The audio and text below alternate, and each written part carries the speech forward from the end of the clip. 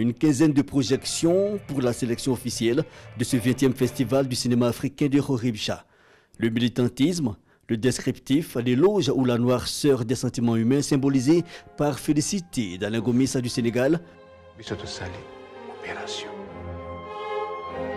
Le regard décalé, bref, plusieurs écritures cinématographiques.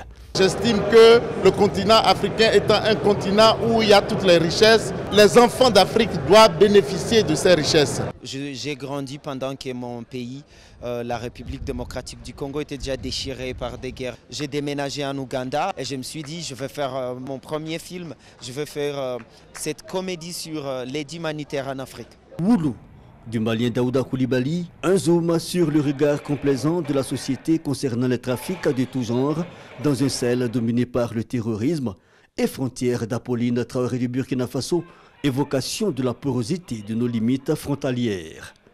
On se bat de notre manière pour parler de notre culture, pour présenter notre culture à travers le monde. Mais ce film, qui s'appelle Frontières, montre combien l'unité africaine est fragile. Combien la corruption gangrène nos pays.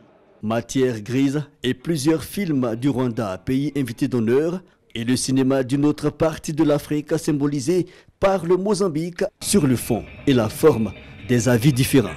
Il y a une certaine évolution dans la qualité technique des films. Il y a des films qui sont moins travaillés. Moins travaillés, c'est-à-dire qu'ils sont moins financés, qu'il y a des acteurs qui ont raté leur rôle, qui n'ont pas joué leur rôle, et il y a d'autres films qui représentent une grande qualité de la mise en scène et au niveau du tournage. Film officiel, mais aussi une sélection panorama, une dizaine de films hors compétition meublent ces 9 jours du festival de Horibja au Maroc.